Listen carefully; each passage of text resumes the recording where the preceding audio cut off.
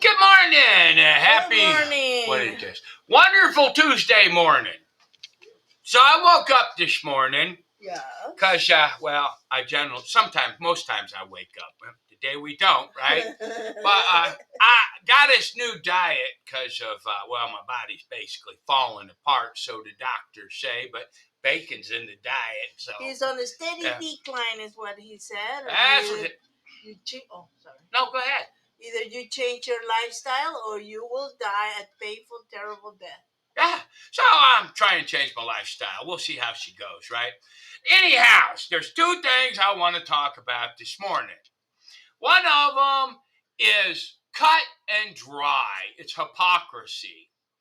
There's this feller named Alvin Biggs, okay? He's prosecuting Trump for paying for a prostitute. Yeah, that's basically what it is. But I don't understand. Is this a new law, Mr. Biggs? Because I don't see your big fat ass out there prosecuting Bill Clinton for, what was it, Monica Lewinsky, Tara Reid. Oh, no, Tara Reid, that was Joe Biden, right? That's right. But Paula Jones and all of these. So why is it legal for all of these people to pay a prostitute for their services, but Donald Trump is different? Well, he's not a Democrat. I know, right? Oh, no. I don't even think it has to do with Democrat and Republican. He's not part of the nasty yes, people. he's not part of the nasty global crowd. whatever. Yes, the anti-Christian baby-killing hypocrites. Yeah. Right. So anyway, that's just cut and dry. Yeah. You're going to cause a civil war. You're leading nowhere to go but to a civil war. Without equal justice, we have no country. Anyway, that's just my opinion. I'm praying for peace, but you people are really just too nasty and disgusting to be peaceful to. Anyway, that leads me to the next thing I'm saying. Gentlemen, and I'm only talking to the dudes here as far as I know. When you have a Christian, what would you call that? Was the men conference? Yeah. Oh, Christian man conference. A strong man conference. Right, for Christian men, right? Perhaps you shouldn't have male strippers perform. Now, I don't know who that feller was that got up there and yelled at you people. Mark Driscoll, is that his name? My wife could tell you about him. I literally know nothing about him. But in this particular instance, he's right. You people are nasty. The thing with Mark Driscoll is he overplays the male strong male. He comes off as patriarchal and chauvinist. And he is. A lot of fellers are. But he's not a guy. He's not a nice guy. Okay, he's not. Look, just Google Mars Hill, the fall of Mars Hill, whatever, and you'll know more than you ever cared to know about this guy. He's not to be trusted. Okay, but every clock can be right twice. It's wrong. What is it? Twice a day. Even a broken clock is twice a day. Now watch. Yeah. There's that crazy lady, Catherine Kirk. Crick? Something like that. That she thinks she's out now. Crick. She thinks she can cast out demons and things like that. And it's entertaining. I know. And when she puts, and she does little Bible lessons on her channel and things like that.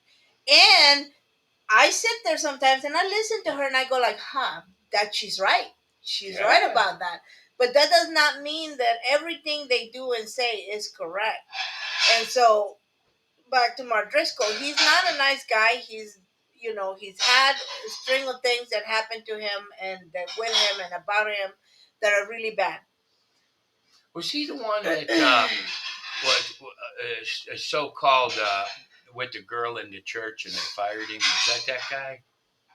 No. Oh, that was a different one. That was, I think, Rabbi Zechariah, but I think he killed himself. Oh, Oh, that's rough. Anyways, going forward with that is, okay, so he called them out. Yeah. And here's the other thing. No Christian man should have sat through that performance of that stripper, no matter what. You don't do Right. this is not Y'all so. should have got up and left. I would have. Now you have two extremes. You have the guy that calls him out, Mark Driscoll, and then you have these people that are so. Is that beta? Is that the word that you use for Beta less males, than manly men? yes. Beta males sitting there, letting all this thing happen around them, and like it's no big deal. It is Look, a big deal. I got 3 fine sons, and they're early manhood years, let's say that. I mean, and I'm telling you what, if me and my sons were sitting there and they brought a male stripper out, even though my oldest son is 21 years old, then I have a 20-year-old, and then I have a 16-year-old, I'd have said, come on, guys, we're leaving. Yeah, all right? I would have left. Yeah, that's not appropriate. And by you associating with this, all right, you're saying you condone this kind of behavior.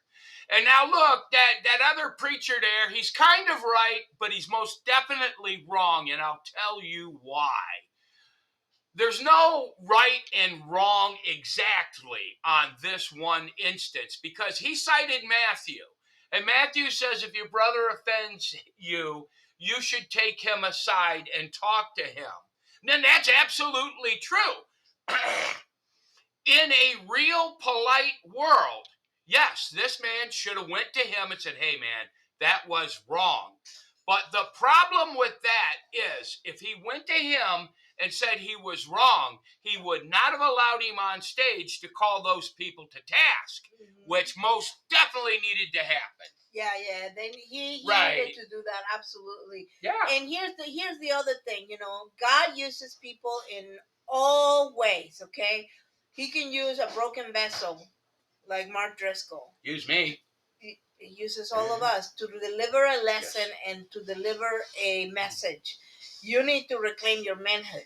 But then you have, I don't remember the name of this guy, but then you have this guy that is on the YouTube channels. He's got the weirdest, anyway, saying that he doesn't allow his wife to read anything he hasn't already read, and no, you're not going to get ahead of me, and things like that. Yeah, I don't understand why. Here's something I don't get. Okay, now manhood. I don't know. It was like I made a comment online one time, and some total stranger gave me the greatest comment ever. I don't remember what I was responding to. I think the guy says, "What separates you from other men?" And I just made a very simple comment. I have raised 3 strong sons and 1 modest, good-natured daughter. And the guy commented to me, and he says, for originality, you're at a 2, but for sheer manliness, you're off the chart. Yeah. Now, how I became a manly man, good Lord, I don't know. I was born, this is what I am. But it's everybody, you're trying to get along with all these things, all right? You can be nice to someone. You don't have to agree with them. But this is a lack in character. You cannot be a man and protect your family if you're of weak character. Correct. All right? If you're afraid of your wife, it's not your wife's fault. It's your character is weak. Yeah, I mean, look, your wife can grow spiritually, leaps and bounds Absolutely. above you. Boy, mine did in the last 3 years. Yeah, I mean, we all grow in well, 4 years. 4 years. Yeah, 4 years. Me 4 years to 3, 4. Doesn't matter. Go from never having read the scriptures to I have very definite ideas of what and we don't always agree, but that's okay too. The thing is, a guy I follow, he said, everybody's willing to die on their own hill. Yeah. You know what I mean? And that should never be the case, especially with believers like us, Christians and things like that. But the point is, the men take it too far, okay? You can't say to your wife or your daughter, you need to be X, Y, and Z. You need to stay in the house, you need to have raised the children, and you need to do what I say all the time, no matter what. If this is how you run, men, if this is how you run your household, that is not how you do it. You as a couple, we've always discussed things, and he's, we our input, both our inputs are very, very important. And if we disagree, then eventually he'll make the last decision. Yeah. And women, you need to be willing to submit to that. Here's when I noticed that there was a literal sickness amongst our men. And it was way before this LGBTQR, way before this weird sexual confusion, okay? Or at least before they started pushing it. It's, y'all remember when they started kneeling during the national anthem. Now, let me put this into context for you. I played football in grade school, in middle school, in high school. Even when I was in the military, we played football. Football was my favorite sport. Super Bowl Sunday was the best holiday we had in my house. My wife would cook all kinds of food. We invited all our friends over. This was just, man, this was just like the Mexican New Year thing, man. We watched football. We drank beer, which I don't do no more. We started talking, and I mean, man, it was a holiday, right? The women folk were there. The children were there. We're watching the game. The women are complaining about the commercials. And then they ruined it. They started kneeling. Now, as a man, I was highly offended that you would kneel during the national anthem. All right? And yeah, I complained, and I complained out loud. But you know what else I did? I haven't watched a football game since them rich little punks took a knee. Because I had children. I still have children. Now, if I'm going to complain about something, I have to take action, and they have to see me have a conviction of my own beliefs, all right? It's just like with my religion. I have a conviction of my own belief. And if you don't have that conviction, you're less than a man. So all of these people, you watch them on, I hope they don't kneel. I did this and that. No, that up. No. Absolutely. You're a weak man if you let them insult you and then still sit around and watch the game. That's weak character, and it's in our society now. It all comes down to idolatry, you guys. Yeah. Okay? People idolize the music, the football, musicians, and the football players, and now we have this rash of the celebrity pastors, and people idolize them, and they think anything this pastor says is true. It's never meant to be that way anymore. You have all the resources to figure out whether what they're saying is true or not. Okay, you need to read your own scriptures and do your own research. Here's something I've seen everything with my own eyes. I've seen it with my own eyes. All right, you can burn a Christian flag. You can get out there on the street, stand in front of a church, and burn a Christian flag, and that's called freedom of speech. Yeah. But if you burn the gay flag, that's a hate crime. You're going to jail. Yeah. Now you tell me the difference between the two of those, because there is none. Exactly. So look, I'm gonna say something, and we had we went to this one church, okay, and one of the reasons we stayed, even though my husband didn't like it that much, he didn't care for it at all. I thought we were learning stuff, and they promised that they would do what a food bank. Remember that? That's why we stayed. Yeah. That was one. Then we found out they was giving expired food to a poor lady that came to the church for help. That's right. These are not what I have seen.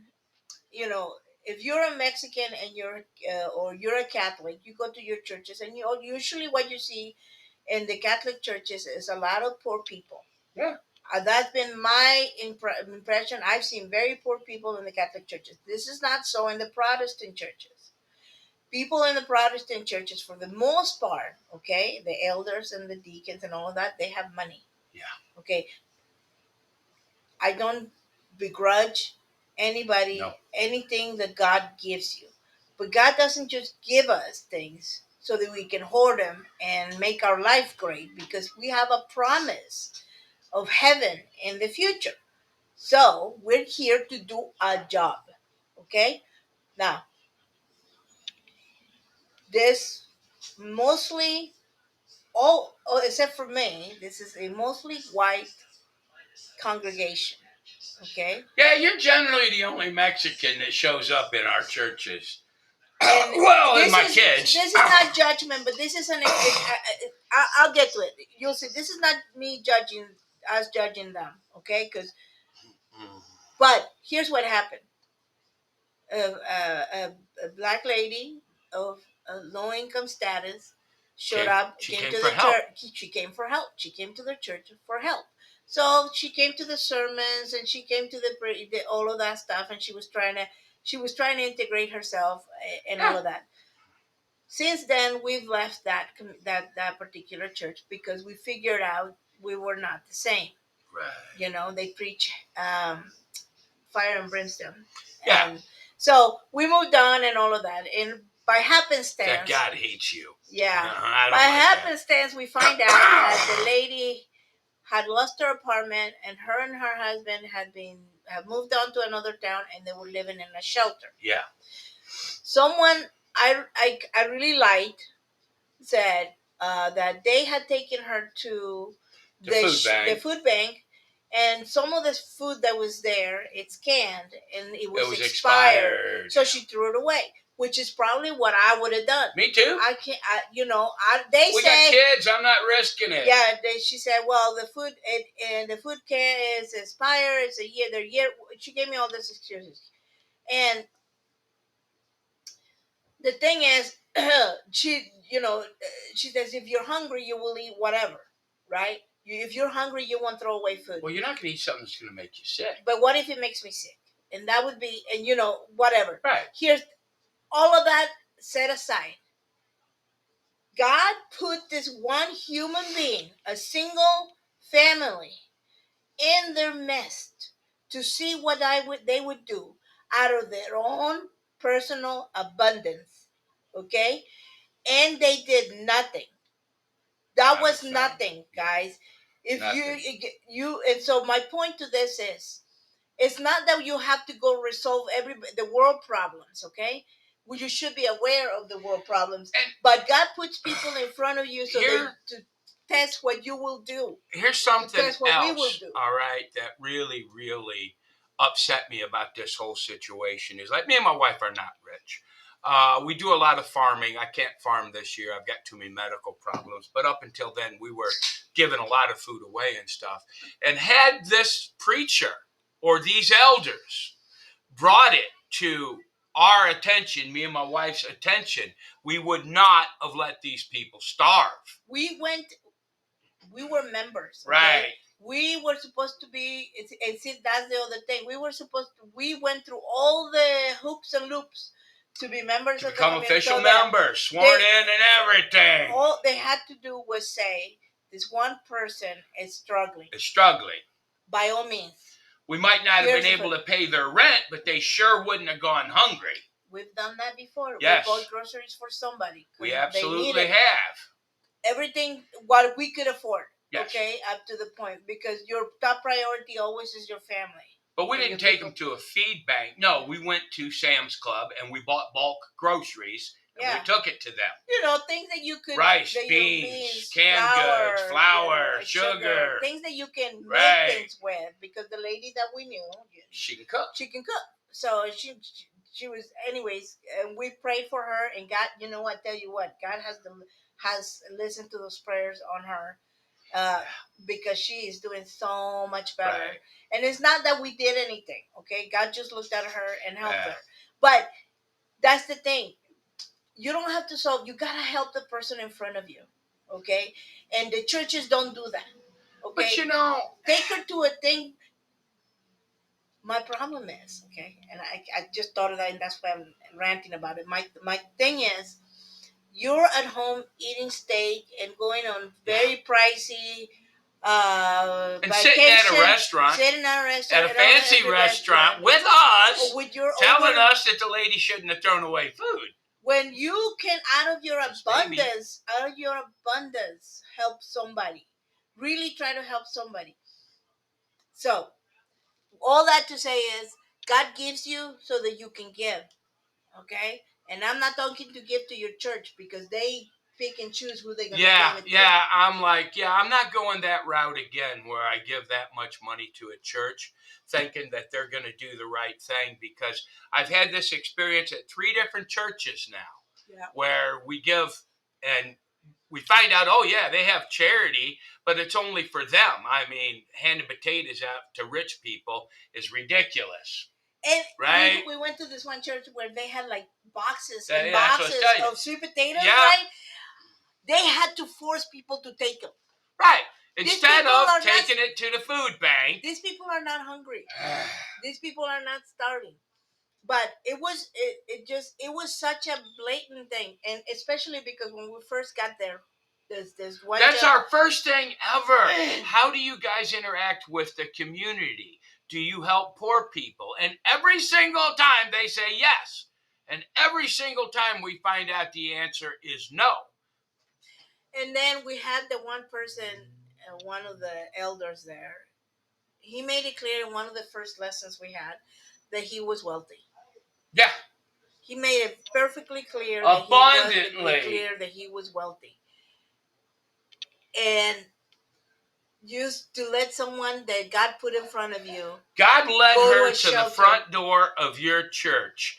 God led her to a pew in your church, and you turned your back on her.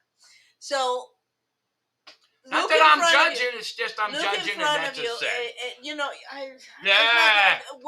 The reason I mentioned it is because, sometimes we can get overwhelmed by the mess that the world is in right now, okay? But you always have the ability to help the next person in front of you a little bit or a lot, depending on your means. And look, standing on your convictions, I'm not going to lie to you. It's hard.